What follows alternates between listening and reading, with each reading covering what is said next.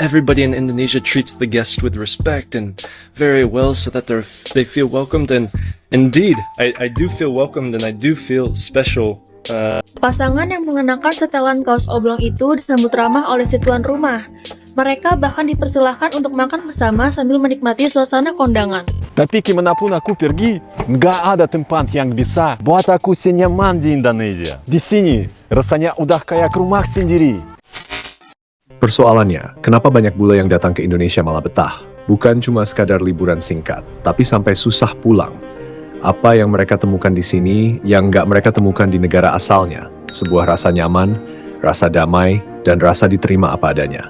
Dan percaya atau tidak, bagi sebagian bule, Indonesia bukan sekadar titik di peta wisata, tapi rumah yang mereka pilih untuk menetap. Kita akan kupas kenapa hati mereka bisa tertambat di sini. Alasan utama kenapa aku milih tinggal di Indonesia. Aku udah pernah tinggal di banyak tempat. Jerman, Italia, Thailand, Singapura, dan Rusia sebagian besar hidupku. Tapi kemanapun aku pergi, nggak ada tempat yang bisa buat aku senyaman di Indonesia. Di sini, rasanya udah kayak rumah sendiri. Of course, Indonesia punya budaya yang amazing. Alam yang luar biasa. Cewek-cewek yang cantik dan imut pastinya. Tapi untuk aku, rahasia utama Indonesia lebih ke orang-orangnya. Dan sikap mereka dalam menjalani hidup. Itu berdampak sangat positif di hidupku. Pernah nggak ngebayangin ada turis asing yang mampir ke hajatan kamu? Nah, baru-baru ini, viral sepasang turis asing dari Polandia nyasar ke sebuah pernikahan di Dusun Gelumbang, Kulon Progo, Yogyakarta. Pasangan yang mengenakan setelan kaos oblong itu disambut ramah oleh si tuan rumah. Mereka bahkan dipersilahkan untuk makan bersama sambil menikmati suasana kondangan. Berdasarkan keterangan dari akun @panorama_kulonprogo, pasangan Polandia ini datang ke kondangan karena penasaran nih dengan alunan suara musik organ tunggal yang dimainkan dalam acara tersebut.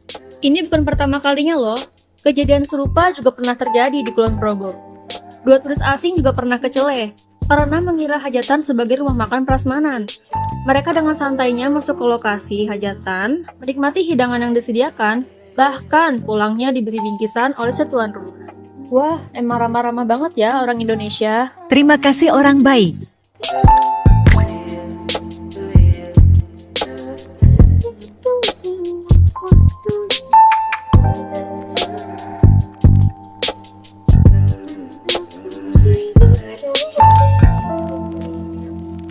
Di Eropa atau Amerika, sapaan semacam ini langka. Orang biasanya sibuk dengan urusan masing-masing. Bahkan di kota-kota besar, kontak mata pun sering dihindari. Tapi di Indonesia, bule merasa seperti langsung menjadi bagian dari lingkungan. Mereka bukan hanya turis yang membayar untuk dilayani, mereka benar-benar diterima seperti teman, bahkan seperti keluarga.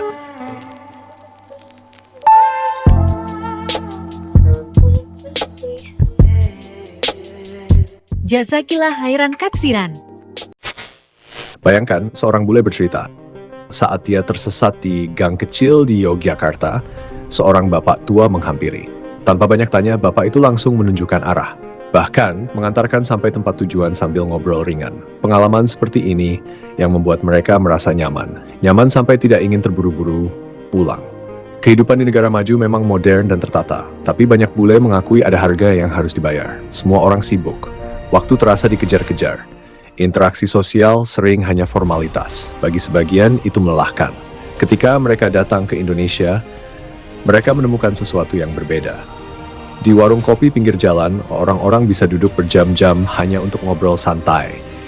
Tidak ada yang marah karena kamu meluangkan waktu hanya untuk menikmati sore. Di desa, tetangga saling kirim makanan tanpa diminta. Di kota, orang asing pun bisa meminjamkan motor hanya karena percaya. Ritme hidup yang lebih pelan ini memberi ruang untuk merasakan hidup. Bule merasa di Indonesia mereka bisa bernapas lega. Mereka tidak harus selalu produktif untuk dihargai. Mereka bisa jadi diri sendiri tanpa takut dihakimi. Dan yang paling membuat mereka betah adalah rasa kebersamaan yang jarang mereka temukan di negeri asal. Seorang bule asal Kanada bernama Nathan Orlanders, yang sangat penasaran sekali dengan keramahan dan kebaikan hati penduduk lokal Indo ini. Ia ingin membuktikan secara langsung kebenaran hal tersebut. Benarkah keramahan penduduk lokal Indo itu tulus, atau hanya sebuah topeng demi menaikkan pamor pariwisata saja? Nathan pun kemudian nekat melakukan sebuah eksperimen sosial. Ia memakai kaos lusuh, celana yang sudah pudar, dan membawa tas ransel kecil berisi kamera tersembunyi. Nathan sendiri akan berpura-pura menjadi backpacker asing, yang sedang kehabisan uang, tersesat, dan kelaparan. Tujuannya adalah sebuah warteg kecil di pinggir jalan, milik seorang perempuan parubaya bernama Bu Sarti. Singkat cerita, setibanya di lokasi yang menjadi targetnya, Nathan lalu menghampiri Bu Sarti, dan dengan bahasa Indonesia yang belepotan, dia berkata lirih, "Ibu, saya lapar, saya tidak punya uang, bisa beri saya makan gratis, hanya satu piring saja." Bu Sarti lantas menatap Nathan, dan tidak bertanya apapun. Ia hanya mengangguk, lalu masuk ke dalam wartegnya. Tak lama kemudian, Bu Sarti kembali sambil membawa sepiring nasi dengan telur dadar, sambal, dan segelas teh manis hangat. "Duduklah, Nak, makan yang kenyang ya," kata Bu Sarti lembut. Nathan pun tanpa malu-malu langsung menyantap makanan itu dengan sangat lahapnya. Setelah selesai makan, Nathan lalu berdiri untuk mengucapkan terima kasih kepada Bu Sarti.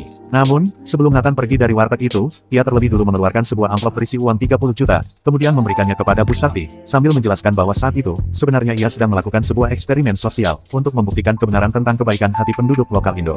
Dan ternyata, hal itu semuanya terbukti. Ada seorang bule yang suka berbagi di konten TikTok-nya. Dan kali ini sang bule datang ke Indonesia untuk membagikan banyak mainan untuk anak-anak di Indonesia. Ada satu momen, ia shock banget karena anak yang ia kasih mainan langsung mencium tangan bule ini yang membuat bule ini kegirangan banget akan budaya Salim Indonesia. What's up, guys? As we're on a little break here, I've been reading the comments, and so many of you have commented on the fact that it's Indonesia and everybody in Indonesia treats the guest with respect and very well so that they feel welcomed. And indeed, I do feel welcomed and I do feel special for having that treatment. But part of me just wants to be a fly on the wall, and that's normally how I travel. I like to blend in with the environment that I'm in, because in my opinion, that's the only way to see the true culture of where you're traveling, is to be that fly on the wall and not get the special attention. Of course, I'm so grateful for it and I cannot complain because it's been amazing, but part of me just wants to blend in. What do you guys think about that? I know that Indonesians take pride in their culture, but I wondered what you thought about that. Alam yang menyembuhkan, tapi bukan satu-satunya alasan. Banyak yang datang karena keindahan alam Indonesia, pantai, gunung, hutan tropis, dan terumbu karang yang memukau. Tapi bule yang memutuskan tinggal biasanya punya alasan lebih dalam.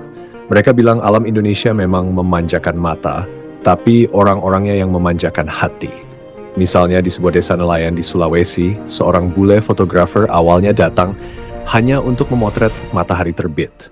Namun, dia akhirnya tinggal berbulan-bulan karena penduduk desa mengundangnya makan bersama hampir setiap malam. Dia ikut membantu memperbaiki perahu, belajar membuat jaring, bahkan belajar bahasa lokal. Dia berkata, "Saya datang untuk mengambil gambar, tapi saya pulang dengan keluarga baru."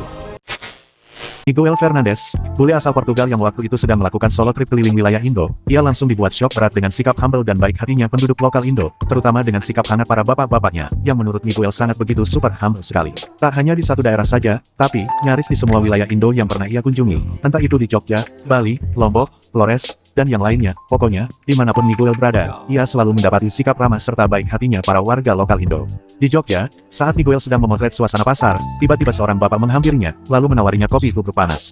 Bahkan, ia sampai diajak buat main catur segala, bareng bapak-bapak lokal yang ada di sana. Tak lama kemudian, bapak-bapak lokal itu juga mentraktir Miguel makan gudeg.